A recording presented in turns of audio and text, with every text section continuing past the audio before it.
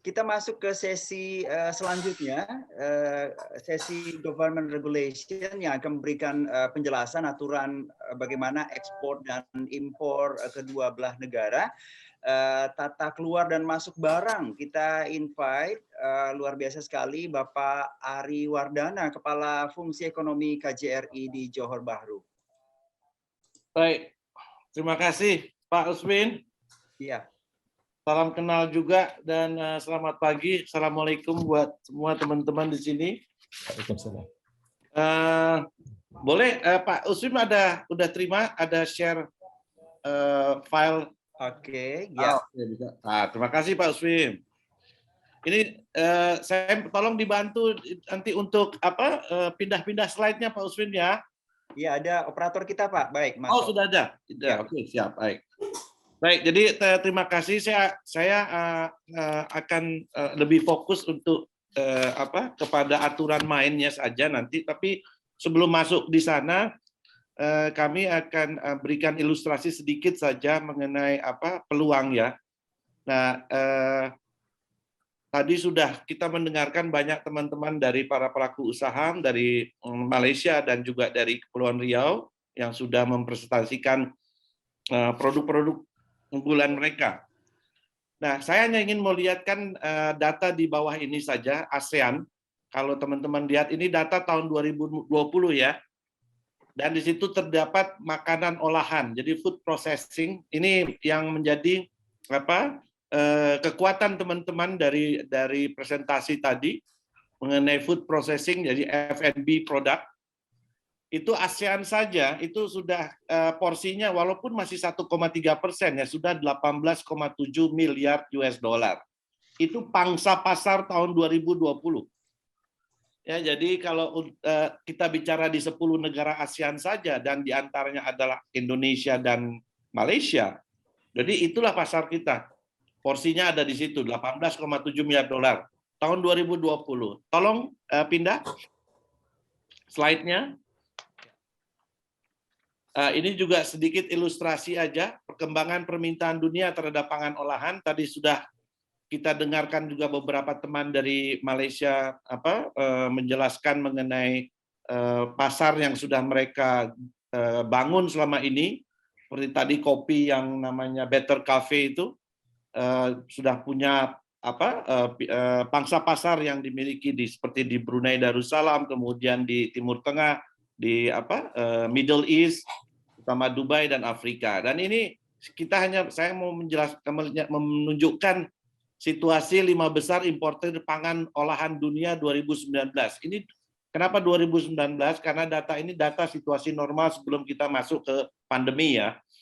Jadi begini besarnya tren dan selalu meningkat, apalagi selama pandemi meningkat terus untuk industri olahan. Next.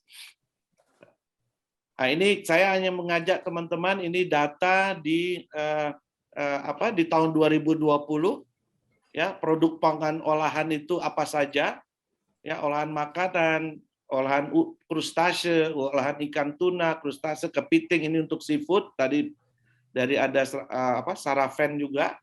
Nah, coba kita lihat negara tujuan ekspor produk pangan tahun 2019 ini. Malaysia buat Indonesia ini peluang pasar nomor 3 untuk ekspor produk pangan kita ke Malaysia.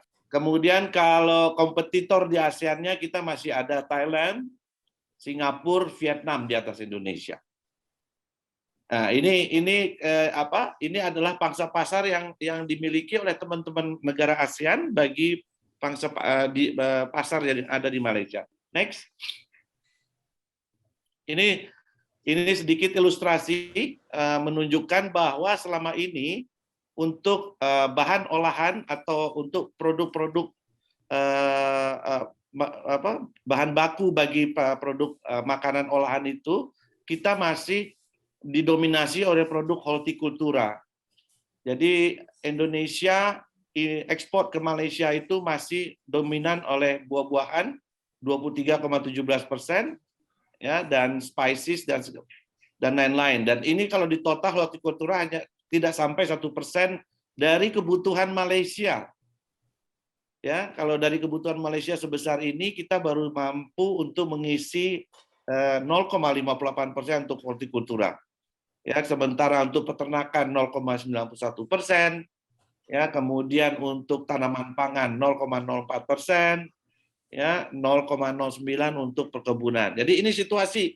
Jadi in total untuk sekian kategori ini Indonesia baru menikmati 0,15% dari pangsa pasarnya importnya Malaysia untuk kebutuhan dalam negerinya.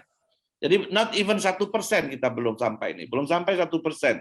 Jadi artinya opportunity masih banyak daripada Malaysia mengimpor jauh-jauh ke berbagai negara lainnya, dan ada negara tetangga dan ada Kepulauan Riau di sini yang bisa mengurangi dari aspek apapun untuk mengimpor lebih banyak lagi.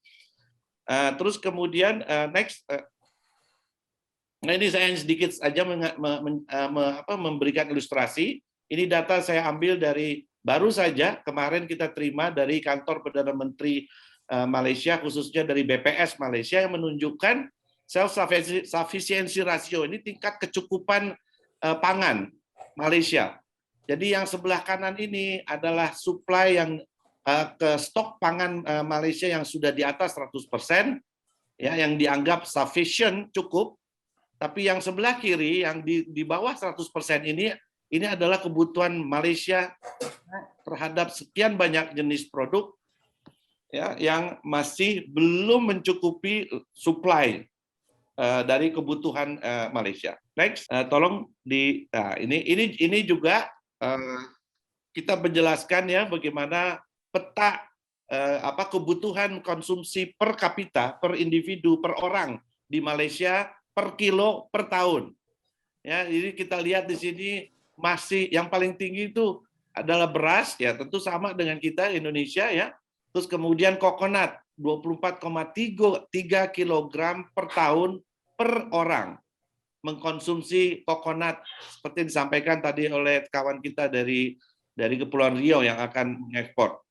Nah, sisanya coba dilihat itu ya 11,1%, 9%, malah ada star fruit seperti ini, ya mangosteen 0,7%. Ya, ini kecil semua. Kemudian ini adalah sektor sayur-sayuran, ini buah-buahan, ini kemudian yang produk tambahan lainnya, ini adalah seafood product, ya, dan ini adalah dairy product, livestock yang dibutuhkan. Nah, ini lebih jelasnya. Oke, next. Kita lanjut saja di situ. Saya ada sedikit menjelaskan mengenai aturan mainnya ya. Tolong next lagi. Nanti next lagi biar ya. Nah, ini kalau ini untuk teman-teman udah lebih paham dari kita ya. Nah, cuman saya akan sedikit menjelaskan di sini dan bahwa di Malaysia itu kita perlu memperhatikan yang namanya custom prohibition of import atau ekspor ya. Jadi ada undang-undang kepabeanan mereka tahun 1967, kemudian ada undang-undang karantina produk-produk pertanian tahun 76, ada regulasi juga tahun 81.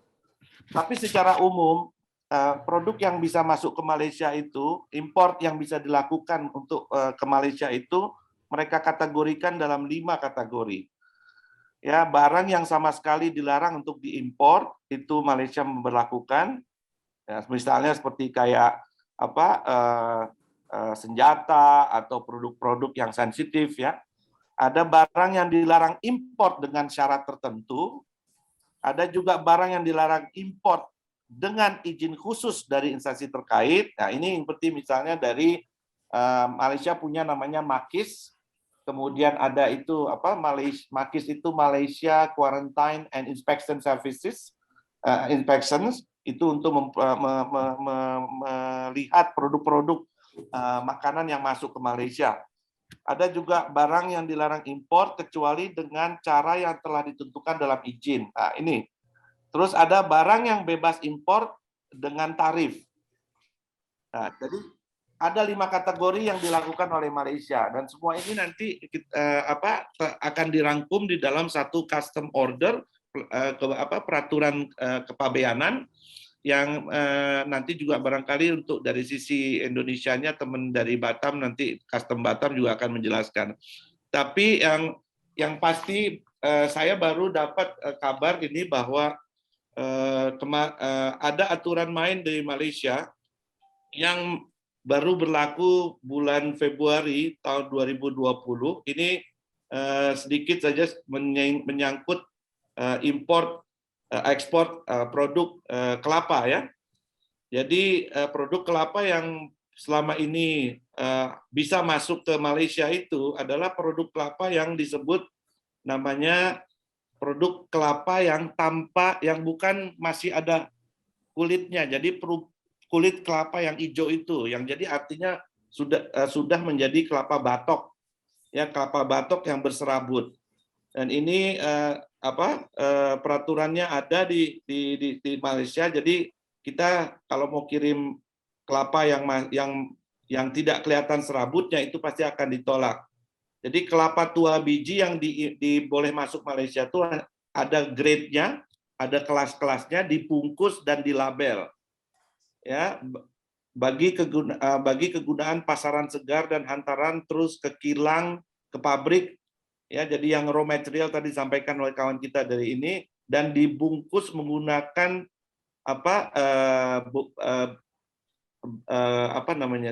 bag, kantong yang tidak melebihi 30 kg setiap bungkusnya. Nah, ini yang hal-hal yang detail seperti ini. Nah, izin untuk mengekspor, izin untuk mengekspor untuk import masuk ke Malaysia ini tidak bisa dilakukan berulang kali. Jadi satu kali izin itu satu kali untuk pengiriman. Nah, untuk selanjutnya harus ada izin lagi. Nah, permit ini sah mulai berlaku ini tanggal 4 Februari tahun 2020. Jadi kebetulan ada teman yang di Makis, ya sebetulnya kami sudah mencoba untuk meminta tolong dari Custom Negeri Johor hadir di sini, tapi kebetulan mereka sedang ada internal consolidation, jadi konsolidasi rapat internal pada hari ini sehingga mereka tidak bisa hadir. Dan kemudian regulasi-regulasi itu misalnya gradingnya, packagingnya, labelingnya seperti apa, ya ini nanti perlu dipahami dengan baik oleh teman-teman untuk bisa masuk ke pasar Malaysia tersebut. Tapi anyway, dengan hadirnya dua pelaku usaha di sini memang lebih memberikan kemudahan untuk bisa produk-produk dari Kepulauan Riau ini ya dengan fasilitasi importir dari Malaysia itu memberikan kemudahan untuk masuknya barang tersebut ke Malaysia. Hal lain yang ingin saya share di sini adalah juga opportunity yang dibangun di sini oleh acara ini dan kemudian nanti mudah-mudahan ditindaklanjuti ke depannya adalah kolaborasi seperti yang ditawarkan tadi oleh beberapa teman dari Malaysia, kolaborasi untuk menggunakan akses pasar yang sudah dimiliki oleh teman-teman di Malaysia dan kemudian disuplai oleh teman-teman dari Kepulauan Riau, ya sehingga akhirnya secara bersama Malaysia dan Indonesia bisa penetrasi pasar-pasar di luar kawasan ASEAN seperti Timur Tengah dan Afrika. Jadi mungkin itu saja dari kami untuk sementara ini. Nah, nanti di sesi diskusi kita bisa lanjutkan dan kita juga ada kawan dari Indonesia yang ya boleh menceritakan sukses story dia nanti yang bisa didengar oleh teman-teman juga di sini. Nah, lebih kurangnya mohon maaf. Terima kasih. Assalamualaikum warahmatullahi wabarakatuh. Waalaikumsalam warahmatullahi wabarakatuh, Pak ini dari KJRI kita. Dan mudah-mudahan Pak Ari Wardana tetap semangat ya Pak ya. Luar biasa sekali. Dan kita masuk juga ini selanjutnya tata cara keluar masuk barang. Kalau tadi ini mau ke jiran, dan sekarang dari jiran ke Indonesia kita invite dari Bea Cukai Batam Bapak Teguh Setiono, Kepala Seksi Pabean dan Cukai 3 bidang PFPC 1 KPU Bea Cukai tipe B Batam. Kepada Bapak Teguh Setiono kami persilakan. Ya, terima kasih Pak Uswin, Pak Radila. Selamat pagi, Assalamualaikum warahmatullahi wabarakatuh. Waalaikumsalam. Ya, salam kenal Bapak-Bapak dan Ibu semuanya. Jadi berbahagia sekali bahwa pagi hari ini kita bisa berdiskusi ya.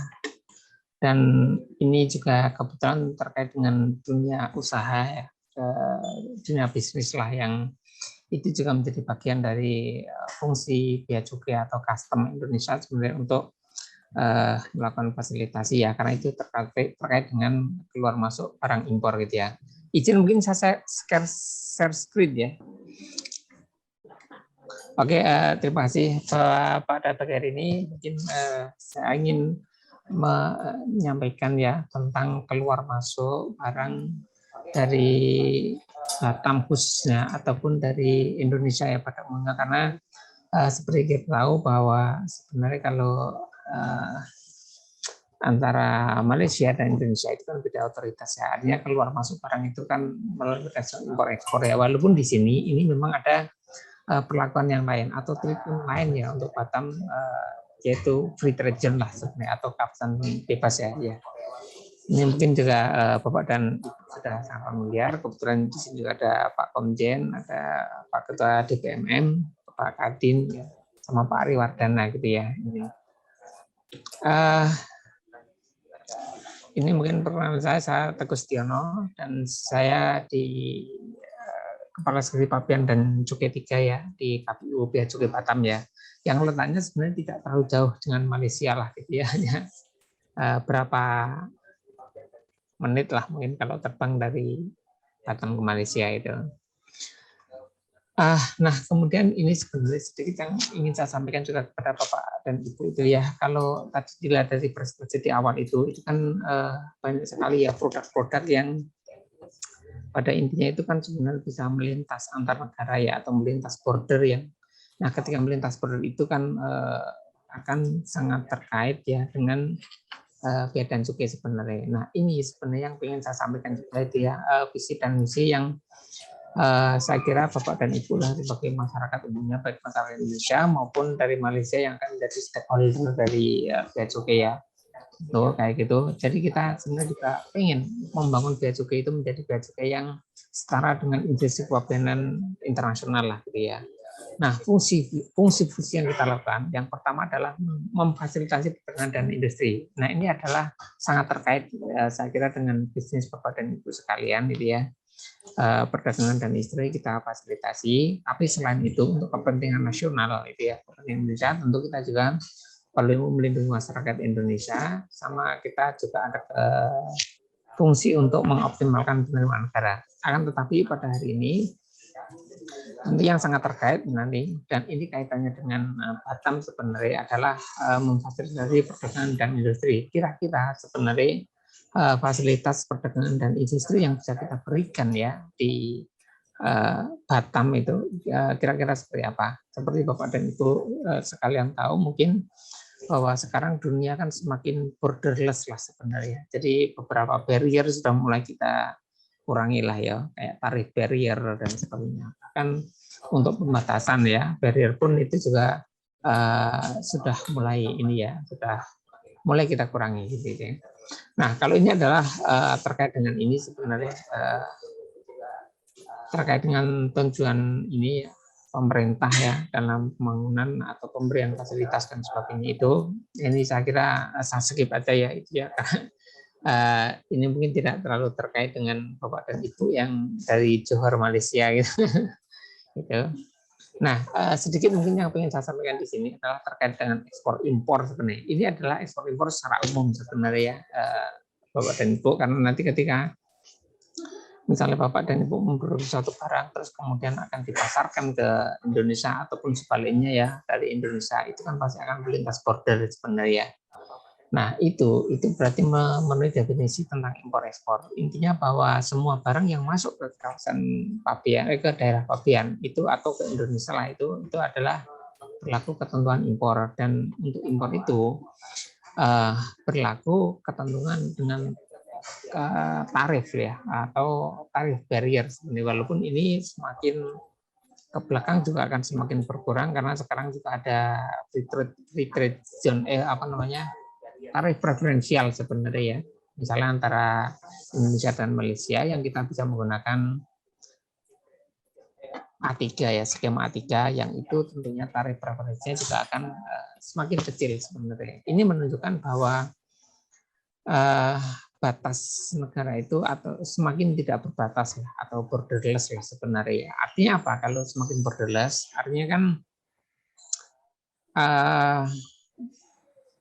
market ya sebagai satu sumber daya itu juga bisa dieksplor ya untuk pengusaha-pengusaha yang ada di Indonesia maupun pengusaha-pengusaha yang ada di Malaysia. Nanti di bagian belakang juga akan sedikit saya sampaikan tentang mungkin potensi lah yang bisa dimanfaatkan lah baik bagi industri di Indonesia maupun industri yang ada di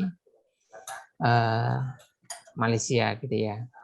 Nah, ini kalau terkait dengan impor dan ekspor di KPBBB. KPBBB itu kawasan bebas ya, free trade zone-nya. Seperti Bapak dan Ibu ketahui bahwa Indonesia juga sudah membangun satu kawasan bebas. Ini salah satunya adalah Batam ya. Nah, ini memang untuk pemasukan dan pengeluaran barang ke Batam itu sedikit berbeda dengan yang di daerah Indonesia lainnya sebenarnya. Itu sedikit berbeda karena apa?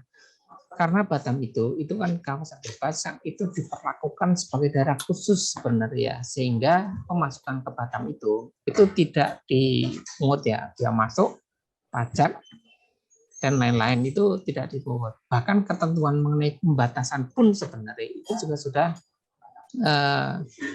sangat direduksi ya, tidak berlaku ya pembatasan ya. Tadi seperti disampaikan Pak Ari Wardana juga, di Malaysia juga berlaku seperti itu, di Indonesia pun juga berlaku seperti itu sebenarnya. Akan tetapi memang kalau terkait pembatasan itu memang belum berlaku untuk di kawasan bebas ya. Jadi ini tentu adalah fasilitas bagi Bapak dan Ibu sekalian kalau ingin memasukkan barang ke Batam ya, ke Indonesia lah melalui Batam itu. Jadi ketika masuk ke Batam memang belum diberlakukan. Tapi yang diberlakukan itu adalah terkait dengan larangan lah, terkait dengan larangan lah seperti apa misalnya narkoba dan sebagainya, itu kan sesuatu yang terlarang. Tapi kalau terkait pembatasan itu belum. Nah, ketika barang itu diproduksi di Batam, itu nanti kan menjadi barang produksi di Batam ya, yang ketika dari Batam keluar ke Indonesia, berarti itu tidak diberlakukan lartasnya sebenarnya. Bahkan nanti di situ juga ada ini ya, kalau misalnya dia masuk tarif barrier itu kan selain tarif yang normal, itu kan nanti akan ada sebenarnya Pak Ari ada tarif dia masuk anti dumping, dia masuk pembalasan, dia masuk tindak pengamanan dan sebagainya, itu banyak sekali. Nah, ketika itu masuk ke Batam itu sama sekali tidak berlaku, dan kalau itu diproduksi di Batam maka ketika keluar dari Batam ya, yang dalam tanda kutip secara materi itu adalah impor itu juga tidak berlaku. Karena apa? Karena sudah berproduksi di Batam. Nah, ini saya kira fasilitas-fasilitas seperti ini bisa dimanfaatkan juga bagi Bapak dan Ibu yang ada di Batam gitu ya. Nah, ini juga terkait dengan fasilitas yang kita berikan juga ya. Ini ada di Undang-Undang Kepabeanan ya, Undang-Undang Nomor 17 ya, tahun 2006 ya, merupakan perubahan dari Undang-Undang Nomor 10 tahun 95. Ini yang menurut saya cukup penting adalah pasal 3 sebenarnya. Ya, di pasal 3 Undang-Undang tersebut itu sebenarnya kita dalam melakukan pengawasan itu kita menerapkan manajemen risiko ya. Kita menerapkan penjaluran ya. Mungkin secara sepintas kita menerapkan kayak traffic light system lah gitu ya. Jadi ada jalur merah, jalur hijau, jalur kuning ya. Bahkan sekarang ada jalur mita, jalur ini ya Pak, ada jalur mitra yang itu akan sangat berpengaruh ya dengan sistem logistik tidak ada pelabuhan. Kalau menggunakan jalur merah misalnya dia harus diperiksa secara fisik atau bisa dokumen dan sebagainya lah itu ya. Tapi kalau misalnya jalur hijau maka dia lewat, tapi akan kita periksa dokumennya di belakang itu. Jadi pemberian dokumen tidak menghambat sistem logistik sebenarnya itu ya. Nah itu yang di bawah fasilitas-fasilitas lain yang juga bisa diberikan yang bisa dimanfaatkan ya, bagi Bapak dan Ibu sekalian sebagai pelaku usaha gitu ya. Nah ini juga yang perlu saya sampaikan karena tadi saya sampaikan bahwa antar negara sekarang sudah mulai borderless lah. Ini paling tidak itu ya. Kalau misalnya kita menggunakan prinsip ekonomi itu, industri itu kan setidaknya akan mendekati sumber bahan baku atau akan mendekati market ya. Nah ini kita coba sampaikan ya. Jadi Bapak dan Ibu, bahwa penduduk di Indonesia itu ada 269 juta ya. Ini data BPS ya, data pusat statistik di kita itu, dan itu tersebar di beberapa pulau ya. Nah itu ya. Nah, Pulau Sumatera yang termasuk pulau paling besar itu jumlah penduduknya sekitar 59 juta. Pulau Jawa itu ya termasuk pulau yang cukup padat lah, 151 juta gitu ya. Bali dan Nusa Tenggara itu sekitar 15 juta gitu. Sulawesi itu 19 juta dan lain sebagainya. Nah, itu dengan jarak-jaraknya juga ya. Kalau ke Sumatera kita cukup dekat 251. Tentu ini juga merupakan advantage lah sendiri ya. Ketika misalnya Bapak dan Ibu itu membangun satu industri di Batam gitu ya. Jadi nanti distribusinya ke market itu juga tidak terlalu mahal sebenarnya. Dan ini semua ini adalah potensi yang bisa dimanfaatkan bagi pelaku usaha atau pelaku industri sebenarnya. Jumlah penduduk yang 269 juta ini yang kalau nggak salah ini jumlah penduduk terbesar keempat ya di dunia kalau nggak salah. Ini saya kira adalah satu yang sangat potensial. Jadi Bapak dan Ibu yang dari Indonesia dan juga yang Bapak dan Ibu dari Malaysia pun ya sama-sama bisa mengeksplor ini ya dengan dunia yang semakin borderless seperti ini gitu ya itu ya. Itu. Nah, tapi nanti kalau misalnya Bapak dan Ibu misalnya itu mau mengeksplor ya market yang cukup besar seperti ini, itu kira-kira seperti apa ya mekanisme yang bisa dilakukan sebenarnya karena ini kan ada industri di Batam dan sebagainya, mungkin kan bisa bekerja sama atau bersinergi lah kalau kurang lebihnya seperti itu ya. Tuh. Nah, ini kurang lebih ini adalah penjelasan pemasukan dan pengeluaran barang dari dan ke Batam seperti itu ya. Inbound dan outbound logistik lah sebenarnya dari dan ke Batam. Nah, kalau pemasukan dari luar negeri, LDB itu luar negeri ya, persis ya, luar daerah Pabean itu masuk ke Batam gitu ya, masuk ke Batam itu dibebaskan ya. Seperti tadi di depan saya sampaikan juga, itu tidak dipungut dia masuk, pajak dalam rangka impor juga tidak dipungut. Jadi bebas. Artinya apa kalau seperti itu? Bahwa barang yang masuk ke Batam itu harusnya lebih murah ya dari Malaysia. Jadi kalau misalnya nanti Bapak dan Ibu yang dari Malaysia itu ya mengirim produknya ke Indonesia, itu tidak dipungut dia masuk dan PDRI ya, masuk ke Batamnya gitu ya Bu ya. Masuk ke Batam tidak dipungut. Nah, ini otomatis kan harga produksi itu kan lebih kompetitif ya bagi Bapak dan Ibu ya. Itu akan tetapi kalau terkait dengan cukai, karena cukai itu kan konsepnya kita pengawasan sebenarnya. Sebenarnya pemasukan ke Batam itu tetap dipungut cukai. Akan tetapi seandainya gitu ya di cukai itu nanti ada kegiatan produksi ya dan barang kena cukai itu ya, barang kena cukai itu bisa alkohol atau tembakau lah kalau di Indonesia kurang lebihnya, itu masih bisa menggunakan skema untuk tidak dipungut lah ya. Tidak dipungut itu tidak ditarik cukainya. Tapi kalau itu dalam proses produksi ya di Batam maka diproduksi ya. Itu. Nah, ketika diproses di Batam nanti hasil akhirnya itu bisa menjadi barang yang dikenai cukai atau tidak dikenai cukai. Nah, kalau menjadi barang dikenai cukai baru itu dipungut. Kalau menjadi barang yang tidak dikenai cukai maka itu tidak dipungut. Misalnya gini, Bapak dan Ibu. Bapak dan Ibu itu yang dari Malaysia misalnya mengekspor alkohol ya, etil alkohol ke lewat Batam gitu ya. Terus etil alkohol itu akan dipakai untuk memproduksi kosmetik misalnya ya. Nah, kosmetik di Indonesia itu bukan merupakan barang yang dikenakan cukai. Sehingga itu bisa bebas ketika dari kosmetik. Akan tetapi ketika etil alkohol itu masuk ke Batam dan digunakan untuk memproduksi minuman ya nanti minumannya itu yang akan dipungut cukainya lah, kurang lebih seperti itu. Nah itu adalah fasilitas ya, fasilitas border yang juga kita berikan ya. Jadi masalah cukai yang bisa tidak dipungut itu, terus BM dan PDRI juga bebas. Nah ketika keluar itu hanya BK dan PPh ekspor jika ada, karena tidak semua barang itu kan kena biaya keluar ya, ataupun PPh ekspor itu ya. Jadi yang sebelah sini ini yang biaya keluar sama PPh ekspor itu sebenarnya harus tidak ada, hanya beberapa barang tertentu lah. Kalau saat ini tuh yang terkena biaya keluar ya itu kan CPO dan sebagainya, dan saya lihat tadi tidak termasuk dalam bidang usaha Bapak dan Ibu sekalian gitu ya. Nah sekarang seandainya sudah memproduksi di Batam itu keluar itu, maka ketika masuk ke Indonesia itu baru biaya masuk dan pajak dalam rangka impornya itu dikenakan. Kedua biaya masuk tambahan ya, atau dengan konversi lah apa namanya. Kalau proses produksi kita harus menjelaskan. Jadi konversi itu bahannya apa saja, baru nanti bahannya itu yang kita jadikan dasar untuk memungut biaya masuk lah gitu ya. Intinya seperti itu. Nah ini terkait dengan cukai, saya kira ini saya skip aja biar nggak terlalu kelamaan karena tadi juga tidak ada yang terkait dengan permasalahan cukai ya itu ya. Ini secara garis besar tentang undang-undang cukai adalah gambarannya seperti inilah intinya Pak.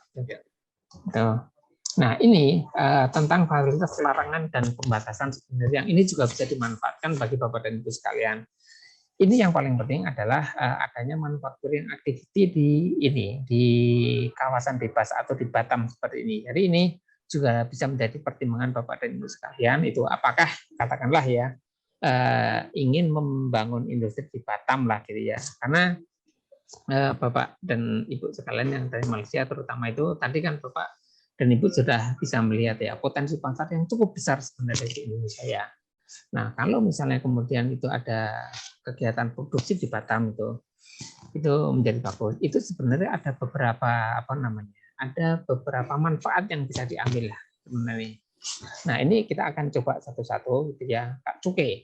Cukai itu tadi juga tidak dipungut sebenarnya ya. Kalau itu dijadikan untuk memproduksi. Karena sekarang itu misalnya memproduksi kosmetik, sabun dan sebagainya itu juga menggunakan sebenarnya barang yang terkena cukai, misalnya alkohol gitu ya, kan ada itu, terus hand sanitizer misalnya ya, hand sanitizer itu kan menggunakan etil alkohol itu ya. Nah itu ketika masuk ke Batam dan diproduksi di Batam, sebenarnya pemasukannya itu bisa menggunakan mekanisme tidak dipungut cukai ataupun ketika masuk yang tidak dipungut, dan ketika menjadi hasil produksi, kalau hasil akhirnya itu bukan barang yang dikenakan cukai, maka bisa dibebaskan gitu ya. Gitu. Nah, yang di bagian bawah ini ada beberapa ya manfaat juga yang bisa diberikan. Yang pertama adalah biaya masuk dan PDRI itu tidak dipungut. Ya. Yang saya kasih tanda forbidden ini berarti tidak dipungut ya. Yang kedua pembatasan. Pembatasan itu belum berlaku sebenarnya. Jadi kalau misalnya ada pembatasan bisa memasukkan tekstil berapa, itu belum berlaku pembatasan seperti itu di kawasan bebas. Yang berlaku adalah larangan. Jadi barang-barang yang memang terlarang itu nggak boleh masuk ke daerah Indonesia lainnya dan tidak pula boleh masuk ke Batam gitu ya itu ya. Tapi kalau pembatasan itu bisa masuk ke daerah Indonesia lainnya dengan pembatasan ya. Kalau di Batam itu belum ada mekanisme pembatasan itu ya. Itu. Terus biaya masuk tambahan itu juga seperti saya sampaikan tadi itu di depan itu, biaya masuk tambahan kan ada biaya masuk anti dumping, biaya masuk tidak pengamanan dan macam-macam seperti itu. Ketika masuk ke Batam itu juga belum diberlakukan. Artinya apa? Ketika Bapak dan Ibu mengirim barang ke Batam itu dan barang itu kemudian terkena biaya masuk anti dumping ya, tentunya untuk dalam rangka kepentingan nasional, maka itu belum diberlakukan. Dan ketika diproduksi, maka keluarnya pun sebenarnya tidak terkena anti dumping itu sebenarnya. Jadi hanya dikenakan biaya masuk dan PDRI. Tentu ini bisa memberikan penghematan yang cukup signifikan sebenarnya, yang cukup besar lah sebenarnya. Nah, hal seperti ini saya kira yang perlu yang juga perlu dimanfaatkan ya oleh Bapak dan Ibu dari kedua belah pihak ya, terutama untuk manufacturing activity ya, atau kegiatan produksi yang ada di Batam ya. Kenapa kemudian manufacturing activity atau kegiatan produksi di Batam itu diberikan fasilitas? Ya karena ketika ada manufacturing activity itu di sini pun ada multiplier effect sebenarnya. Ketika ada industri maka ada tenaga kerja, ada macam-macam itu akan memacu sektor-sektor lain sebenarnya untuk berkembang juga ya, gitu ya. Sehingga Batam itu bisa menjadi center of growth sebenarnya, yaitu pusat pertumbuhan lah bagi Indonesia yang diharapkan bisa meluas ke daerah-daerah lain itu ya. Nah, itu kalau pengeluaran sama dengan itu dikenakan biaya dan pajak dalam rangka impor, dan pengeluarannya pun ya kalau misalnya tadi keripik nangka dan sebagainya ya, misalnya gitu ya, keripik nangka itu ya. Jadi yang namanya konversi itu sebenarnya seperti metode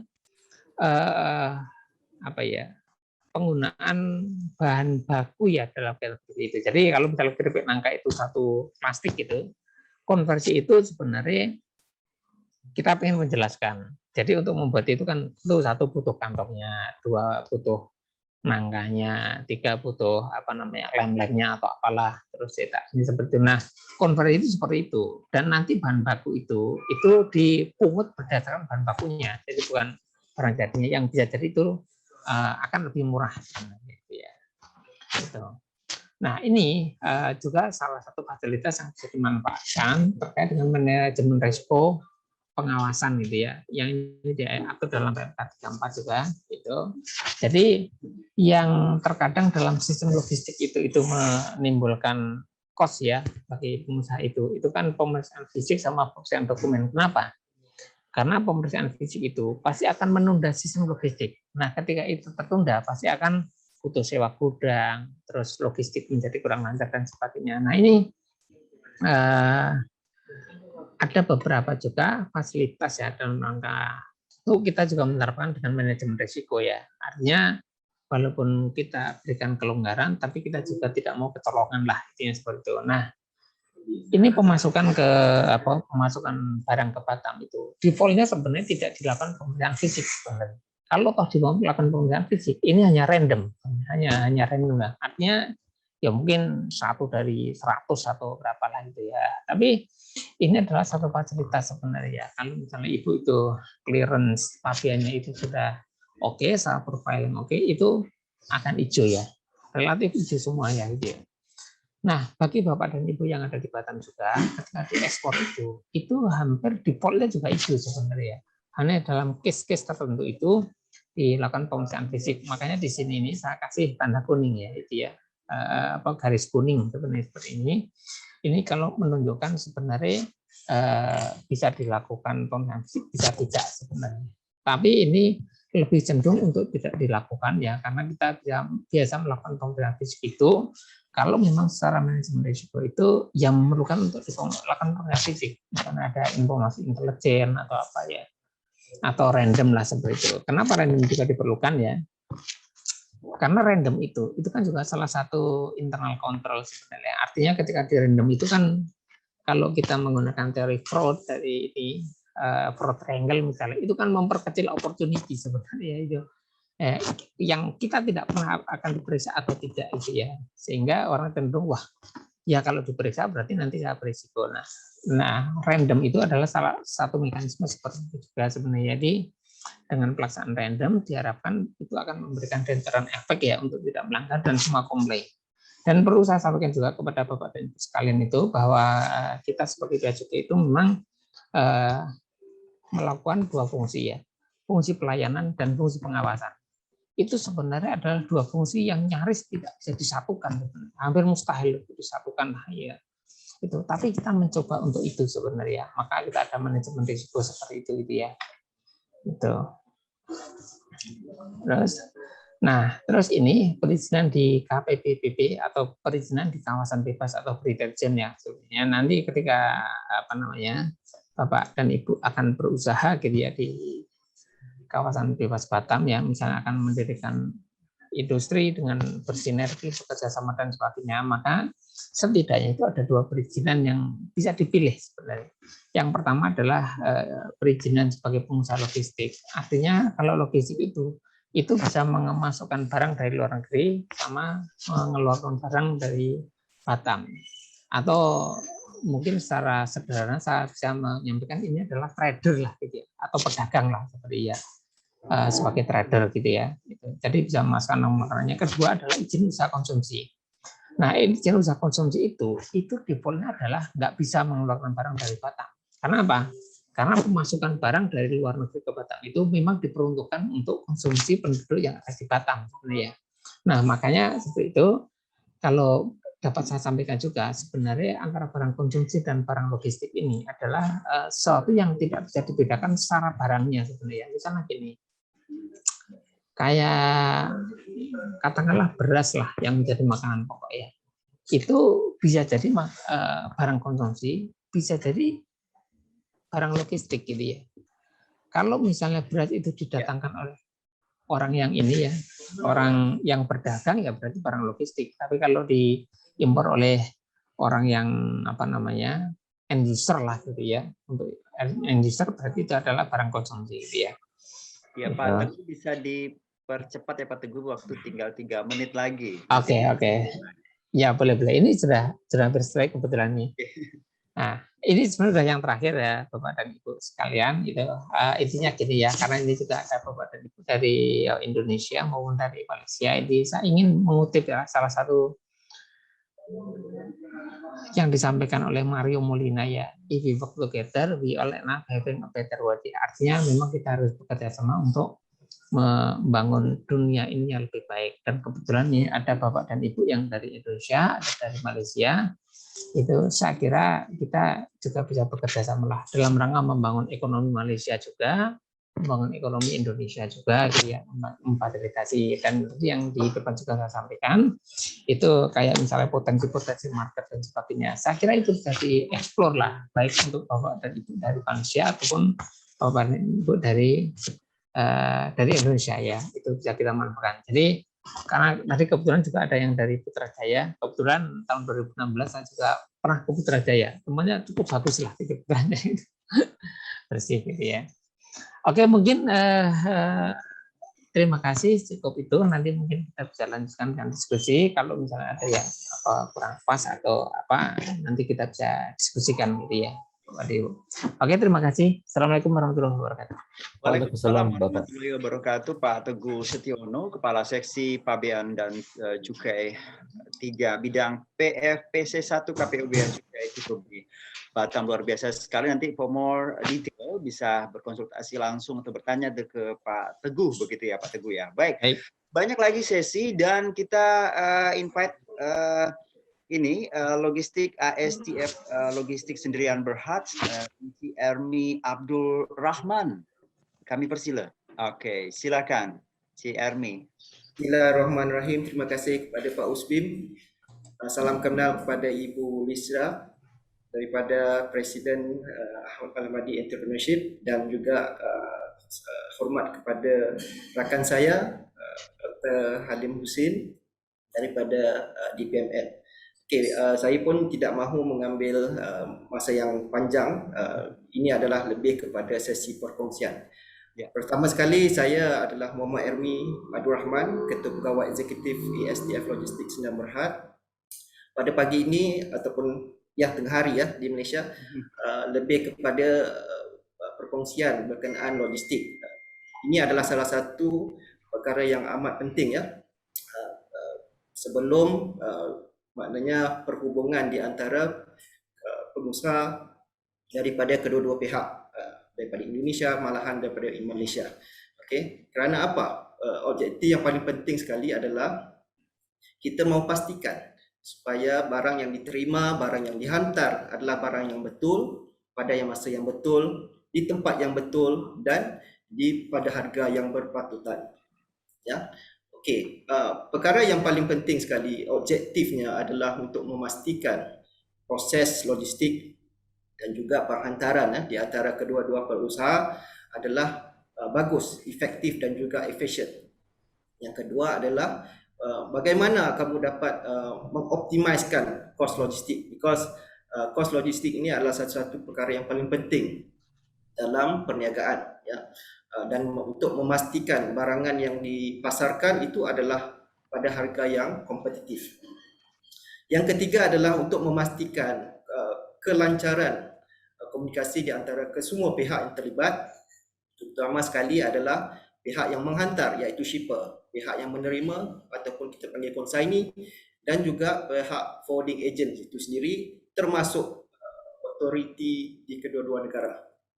Dan yang mungkin yang terakhir sekali, antara perkara yang perlu diingat itu adalah untuk mengurangkan sebarang kebocoran ataupun ketirisan dalam kos logistik ini, termasuk untuk mengelakkan sebarang kos yang tidak berpatutan.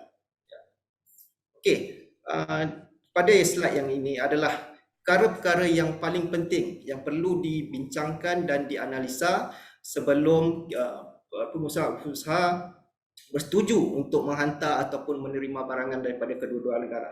Ya, pertama sekali, kena di dalam kontrak negosiasinya nanti perlu diberitahu apakah itu incoterm. Ya, incoterm ini akan menentukan apakah tanggungjawab kepada pihak eksporter dan juga apakah tanggungjawab kepada pihak-pihak importer. Selalunya incoterm ni yang selalu digunakan ataupun yang biasa digunakan adalah ex-work, ya.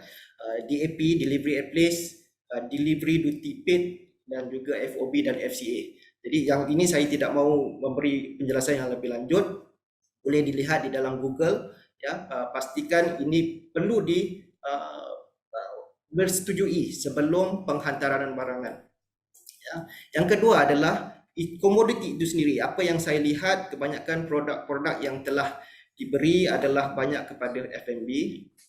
Ada juga produk-produk yang melibatkan barangan raw material seperti ikan, kelapa, dan kita juga nampak ada barangan kosmetik, health product, dan kemungkinan juga ada barang-barangan yang melibatkan barangan dangerous good ataupun kita panggil chemicals. Ya. So pastikan komoditi ini yang akan menentukan apakah HS code-nya, apakah keperluannya. Yang ketiga adalah kepada mode of transport ataupun apakah transport yang paling penting, ya. Ada barangan yang kecil mungkin boleh dihantar melalui parcel, ada barangan yang besar, ya, perlu dihantar melalui laut ataupun mungkin melalui pengangkutan udara. Okey, dan tidak ketinggalan juga ada juga yang kita boleh gunakan adalah rail transport ataupun kereta api, ya. Okey, yang keempat adalah kategori barangan tersebut. Sebab apa? Selalunya di dalam logistik kita ada 3 kategori, iaitu general cargo, iaitu barangan-barangan kering, ya, yang tidak berbahaya, dan barangan yang berbahaya seperti dangerous good, seperti chemical, ya. Kalau kita tahu ada beberapa kelas, iaitu kelas 1 hingga kelas 7. Ya. So perlu dipastikan kerana disitulah akan melibatkan kos-kos yang agak ketara. Dan yang ketiga adalah barangan yang memerlukan kawalan suhu. Ya, contohnya seperti kelapa tadi, saya rasa perlukan freezer ataupun dry ice yang perlu untuk memastikan barangan ini dijaga sepanjang transaksi barangan tersebut. Okey, dan yang kelima yang perlu dititik beratkan adalah packagingnya. Kerana apa? Packaging ini amat penting untuk memastikan harga logistik kamu dan juga untuk memastikan barangan yang dihantar itu selamat, tidak rosak dan tidak dikenakan sebarang penalti ataupun compound. Ya, so pastikan, nanti saya akan terangkan lebih lanjut dalam next slide berkenaan macam mana untuk memastikan kita optimiskan packaging tersebut. Ya, dan yang keenam iaitu special handling. Ada juga barangan yang memerlukan special handling seperti forklift, memerlukan crane. Kalau ada pun kargo-kargo yang melebihi daripada saiz yang sepatutnya, itu akan menyebabkan kos itu akan meningkat. Ya. Dan kemungkinan besar ada barangan yang berharga, ia memerlukan escort. Ya. Contohnya seperti emas, chip dan sebagainya. Okey, dan tidak ketinggalan juga ada barangan-barangan yang perlu mendapatkan insurans. Ya, contohnya yang barangan yang berharga tinggi yang terharap sekiranya ada kerosakan, pihak insurans boleh mendapatkan pembayaran, ya, sekiranya barangan tersebut rosak di dalam perjalanan nanti. Okey, dan yang terakhir sekali adalah berkenaan pemilihan syarikat ejen yang menguruskan penghantaran. Kerana apa? Ada banyak syarikat logistik, saya rasa di Indonesia, di Malaysia ada banyak, tetapi yang membedakan mereka adalah dari segi khidmat mereka, kualiti mereka dan juga harga mereka. Okey, so itu adalah berkenaan dengan elemen-elemen perkara-perkara yang penting yang perlu dititik beratkan semasa kita menjalankan penghantaran logistik nanti. Okey, saya juga ingin berkongsi berkenaan bagaimana kita dapat mengoptimiskan. Optimis ni maknanya kita membayar harga yang sebenar, harga yang betul daripada harga yang mungkin menyebabkan meningkatkan harga barangan produk kamu. Ya, pertama sekali, kalau kita menghantar barangan yang menggunakan sea freight iaitu fixed container, pastikan ruangan yang telah diberikan digunakan sebaik mungkin. Sebab apa? Bayangkan kalau kamu ada 40 kaki kontainer, habiskan, penuhkan semuanya. Jangan ada yang 1 pallet, 2 pallet, ya. Itu sebab kerana harga yang kamu bayar adalah untuk keseluruhan. Okey. So, yang kedua adalah berkenaan dengan packaging. So, packaging pun jangan yang terlampau orang kata tu terlampau premium, terlampau high, sebab mungkin tidak diperlukan. Sebab kos-kos packaging ini satunya adalah penggunaan ruang. Bila penggunaan ruang yang banyak akan membuatkan kos logistik kamu akan tinggi. Dan yang ketiga, okey, kalau boleh kamu kena ingat, logistik ini yang paling laju adalah yang paling mahal, yang paling banyak mengambil ruang adalah yang paling mahal, yang paling lambat paling murah lah. Jadi kalau penggunaan saiz yang kurang, maknanya harganya pun berpatutan. Okey. Dan yang keempat adalah seperti yang saya cakap, menggunakan transport yang betul-betul efektif. Contohnya, ya, ada barangan yang kurang daripada 100 kilo, tidak perlu hantar menggunakan sea freight ataupun air freight because harganya amat premium, sangat mahal. Mungkin boleh dihantar menggunakan parcel. So, ada juga barangan, so, contohnya seperti yang saya nampak tadi, kelapa yang memerlukan tempoh lebih kurang 2 hari. Jadi maknanya kalau kita menggunakan perjalanan transport yang lama, mungkin akan merosakkan barangan ataupun produk-produk kamu.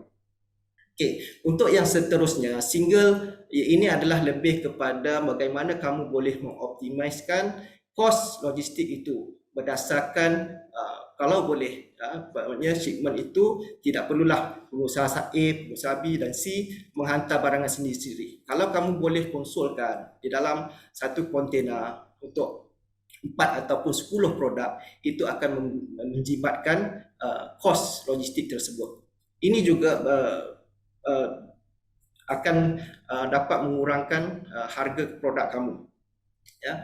Dan yang kedua iaitu kalau kamu ada shipment yang frekuensinya banyak, ya, contohnya bulan ini ada 5 kontainer, bulan depan ada 10 kontainer dan seterusnya 1 tahun. Jadi selalunya bila kamu mendapat shipment yang selalu yang ada frekuensinya tinggi, harga pun akan ditawarkan lebih baik daripada sekiranya kamu menghantar satu penghantaran.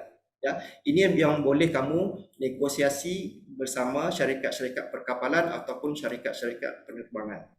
Ya, dan juga ini pun application kepada dari segi kuantiti, ada kuantitinya rendah ataupun yang banyak. So kalau yang banyak selalunya harganya lebih murah, ya, berbanding kalau kita beli dalam satu barangan mungkin RM3 ataupun RM3,000, ya. Kalau kita beli dalam bak mungkin harganya menjadi RM2,500. Okey. Alright. Yang perkara yang tiga terakhir ialah seboleh-bolehnya sekiranya penghantaran telah dijalankan, apa juga kargo yang telah diterima dikliarkan secepat mungkin. Kerana apa? bila kamu lewat mengambil atau mengeluarkan barangan, ini akan menyebabkan kamu dikenakan penalti detention ataupun demurrage, ya. Dan ada kalanya boleh menyebabkan kamu kena bayar storage charges, ya, iaitu kos pergudangan. So kos-kos ini adalah tidak perlu. Jadi sebaiknya sampai saja barang clearkan di custom dan juga ambil daripada yard dan terus bawa ke premis masing-masing. Ya. So ini berkait juga dengan untuk mengelakkan sebarang kos-kos pergudangan, ya. Dan yang terakhir sekali adalah paling penting, kena pastikan ada perancangan, ada plannya. Sebab apa? Kalau kita gagal untuk merancang, ini akan menyebabkan kos yang agak tinggi bagi logistik. Okey, sedikit perkongsian kalau kita tengok di gambar, ya. Di sebelah kiri saya itu adalah sea freight dan di sebelah kanan saya air freight. Saya pergi ke sea freight dulu. Seperti yang saya katakan, pastikan kontena yang telah diberikan dioptimiskan, digunakan sebaik mungkin ruangan yang telah disediakan. Okey, minta ke belakang balik, tuan. So begitu juga sekiranya sea freight yang di bawah, iaitu sekiranya kita menggunakan less container load, yang mana kita tidak menggunakan kontena. So pastikan pallet size adalah digunakan sebaik mungkin, ya. Sebab apa? Dalam LCL ini dia menggunakan apa yang ruangan yang telah kamu ambil. Walaupun kotaknya kecil, ya, kalau yang bahagian X itu kotaknya kecil, apa yang diambil oleh syarikat perkapalan adalah berapa besarkah pallet tersebut, ya. So pastikan penggunaan yang efektif dan juga efisien. Begitu juga dengan air freight. Air freight lagilah mahal, ya, sebab penggunaan ruangan itu agak terhad. Jadi kena pastikan ruangan yang diambil itu adalah paling optimize. Begitu juga dengan untuk memastikan barangan-barangan kamu tidak rosak, dan sepanjang perjalanan. Sebab apa? Bila di laut selalunya ada ombak dan sebagainya. Jadi kadang-kadang akan menyebabkan barangan yang dibawa itu akan rosak. Okey, contoh dia adalah di gambar tersebut, pastikan pengusaha-pengusaha mempunyai lashing ataupun choking untuk memastikan barang itu intact, ya, semasa dalam perjalanan, tidak jatuh, tidak rosak dan sebagainya. Dan dari segi packagingnya juga kena pastikan kalau sekiranya melibatkan barangan yang mudah pecah, pastikan letak dalam wooden crate. Kalau barangan yang kurang fragile, mungkin boleh menggunakan double wall ataupun triple wall kotak, ya. Okey. Okey, saya sedikit perkongsian pada saya. Saya ada mengatakan tadi, sekiranya kamu dapat ada konsolidasi, ya, shipment kepada semua SME di Indonesia, terutama di Batam, dan pihak-pihak pengusaha di Malaysia yang boleh dikumpulkan di satu tempat dan boleh dikonsolidate, ya, shipmentnya, supaya harga logistiknya itu dapat dikongsi, dan tidak menyebabkan harga barangan tu menjadi satu perkara yang mahal, ya. Tetapi cuma ada kekurangan bila kita membuat konsolidasi ini, iaitu masanya kena dipertimbangkan, ya. Mungkin kalau ada 3-4 perusahaan, kena pastikan tarikh yang betul untuk penghantaran, ya. Sebab ini kamu kena gabungkan, kamu tidak boleh hantar sendiri-sendiri. Okey, next. Okey, ini slide saya yang terakhir. Pertama yang saya ingin, kalau bolehlah, pada saya pastikan sebelum penghantaran barangan, jalankan sedikit analisa ataupun feasibility study untuk pastikan apakah cara yang terbaik, apakah kos yang terbaik bagi penghantaran tersebut. Dan yang kedua adalah saya rasa DPMM dan juga Ahmadi Entrepreneur boleh menjadi satu hub yang mana yang boleh jadikan one stop solution kepada semua SME di kedua-dua negara. Jadi dari situ ke semua SME yang terlibat dapat benefit dari segi konsolidasi penghantaran dari segi logistik. Baiklah, itu saja daripada saya. Sekian, terima kasih, dan sekiranya perlukan sebarang khidmat nasihat ataupun rundingan, boleh menghubungi kami di ASTF Logistik. Sekian, terima kasih. Assalamualaikum warahmatullahi wabarakatuh. Waalaikumsalam warahmatullahi wabarakatuh. Luar biasa sekali dari Enci Ermi Abdul Rahman, lagi logistik ASTF Logistik Sendirian Berhad. Nah, kita coba simak sedikit teman-teman dan Bapak Ibu semuanya dari B2B Opportunity Forum ini, apa yang dirasa ketika kita berada kat jiran, nak berkongsi atau mengirim barang. Nah, ini pengalaman yang kita coba invite kali ini adalah sesi pengalaman sukses bisnis ekspor impor warga negara Indonesia di Malaysia. Kita daulat Bapak kita, Bapak Wahdiat Mustafa Dimyani. Oke. Bismillahirrahmanirrahim. Assalamualaikum warahmatullahi wabarakatuh. Waalaikumsalam warahmatullahi wabarakatuh. Salam kenal, saya Wahdiat Mustafa Dimyani. Saat ini saya adalah warga negara Indonesia yang mempunyai bisnis di Malaysia. Terima kasih Pak Usbim atas waktunya. Tidak lupa saya sampaikan terima kasih kepada Pak Sunarko selaku Konjen RI di Johor, dan juga kepada Pak Ari yang telah mengundang saya di acara yang sangat istimewa ini, karena saya akan bertemu dengan teman-teman UKM dari wilayah Kepulauan Riau. Izin, tadi saya sudah mengirimkan slide ke Pak Ari, sudah diterima. Ya, sembari menunggu, ini luar biasa sekali nih Pak ini ya, Pak Wahdiat Mustafa Dimyani. Panggilannya Pak Dimyani ya Pak ya? Iya, ya. Wahdiat Mustafa Dimyani, lebih dikenal sebagai Oke, baik. Maaf Pak Dimyani, saya sudah menjadikan Bapak co-host, boleh Bapak share screen? Oke, Ya. baik. Mohon maaf ya Pak. Ya, oke, sebentar. Sudah kelihatan? Kelihatan Pak. Oh ya. Terima kasih. Saya mulai aja. Jadi saya mengambil topik cara patas penetrasi pasar ekspor Mamin ke Malaysia, karena perusahaan yang saya dirikan ini memang bergerak di bidang makanan minuman. Jadi kita mengimpor banyak sekali produk-produk makanan atau minuman dari Indonesia. Nah, ini jenis makanan atau minuman apa aja yang biasa kita bawa masuk ke Malaysia, itu ada banyak sekali. Di antaranya ini ada keripik pisang, keripik usus, dodol Garut, emping melinjo, dan sebagainya. Termasuk ada snack-snack yang buatan pabrikan seperti Tic-Tac, seperti Tenggo, mie instan, dan sebagainya. Jadi produk ini biasa kita bawa. Seperti keripik pisang itu ada berbagai macam, pisang yang dari pisang tanduk, pisang pisang kepok, dan beberapa ada yang ada rasa-rasa, seperti ada rasa nangka, ada rasa semangka, dan sebagainya.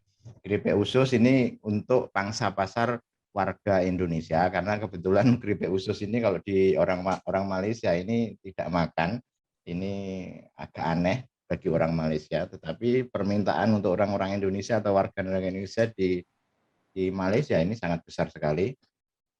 Ada juga beberapa minuman pabrikan, dan juga ada beberapa minuman yang hasil produk dari UKM seperti sari temulawak, yang ini bisa dari Jombang kita bawa Jawa Timur. Lalu kopi, jenis-jenis kopi, baik itu yang kopi yang saset seperti produk dari Indo Cafe, ABC, ada juga berbagai macam teh, baik teh yang siap minum seperti teh botol, teh pucuk harum, no green tea, dan juga ada teh celup, berbagai macam brand kita bawa seperti teh sosro, poci, tongji, sariwangi, dan lain-lain. Ada juga kita membawa bahan makanan atau bumbu-bumbu dari Indonesia. Yang unik itu ada tiwul gatot. Ini ada produk-produk dari Jawa, yang zaman dulu itu biasa makan ubi yang dimasak, yaitu sebutnya tiwul atau gatot. Ada juga bumbu-bumbu seperti lada, Terus ini ada gambar keluak, ini bahan untuk membuat rawon. Nah, terus ada bumbu yang siap saji seperti bumbu merek bambu. Ada juga kita juga bawa buatan UKM untuk bumbu siap saji untuk buat bakso, untuk membuat soto daging, untuk membuat rendang, itu juga ada. Nah, selanjutnya ini peralatan masak seperti panci, dandang untuk memasak, ada juga yang cobek, baik itu cobek dari batu, cobek kayu, ataupun cobek dari tanah liat. Karena ada beberapa orang-orang Indonesia yang membuka warung di Malaysia, dia memerlukan dandang-dandang seperti ini. Nah, di Malaysia kita ada channel penjualan atau promosinya, yaitu dengan web store di myindosnack.com. Jadi bisa nanti Bapak Ibu teman-teman yang dari Kepulauan Riau bisa dicek di myindosnack.com. Jadi barang apa aja sih yang kita jual di sini, yaitu bisa diintip, bisa dicek di sana. Terus untuk Facebook-nya maupun IG-nya maupun TikTok-nya juga bisa dilihat, dicek. Barang-barang yang kita posting itu apa aja, itu ada di sana, bisa oh ternyata barang-barang seperti ini bisa dijual atau di Malaysia. Itu jadi bisa sebagai gambaran. Dan nanti untuk produk-produk yang memang berbasis makanan, minuman ataupun snack, nanti bisa terus kita coba untuk pasarkan di Malaysia. Company profilnya bisa dicek di www.anandalestari.com.my. Itu sekilas tentang info perusahaan kita. Nah, ini ada satu contoh yang sangat viral tahun lalu, akhir tahun lalu, yaitu apa? Pisang sale, atau di Indonesia sale pisang. Itu dari daerah Bandung. Pada waktu itu sangat meledak sekali. Kita impornya ini itu dulu 1 minggu itu 12 ton atau 4 kontainer 40 feet 1 minggu. Itu puncak-puncaknya di bulan September maupun Oktober 2020. Maaf, Mas Dimyani, ya. slide-nya tidak jalan. Oh, ini sudah halaman kedua ya? Ya. Oke, ya, saya ulangi lagi berarti. Ini terus saja, Mas. Oke, terus saja. Jadi ini yang tadi sudah saya sampaikan, makanan ringannya apa aja. Ya. Ini foto-foto beberapa produk minuman yang sudah kita bawa. Ini bumbu-bumbu maupun rempah-rempah, bahan-bahan untuk makanan. Dan ini alat-alat masak. Ada dandang dan cobek-cobeknya. Nah, ini channel-channel penjualan yang kita punyai dari web store-nya maupun FB-nya maupun Facebook, IG, TikTok-nya, sama menggunakan brand My Indo Snack. Nanti bisa dicek di sosial media kami. Company profilnya ada di anandalestari.com.my. Nah, ini contoh produk yang sempat sangat viral sekali yang tadi yang saya sampaikan, yaitu pisang salai. Di tahun lalu memang sangat banyak sekali permintaan produk ini. Nah, ini cawangan kami atau toko yang ada di Malaysia, jumlahnya ada 12 toko. Pusatnya ada di Selangor, kami juga ada toko di Johor, di Melaka juga ada, di Ipoh atau Perak juga ada. Mungkin itu saja yang saya sampaikan materinya. Terima kasih. Nanti kita bisa nyambung di sesi tanya jawabnya. Ya, terima kasih Pak Dimyani. Ya, mudah-mudahan pengalamannya juga terus berkelanjutan dan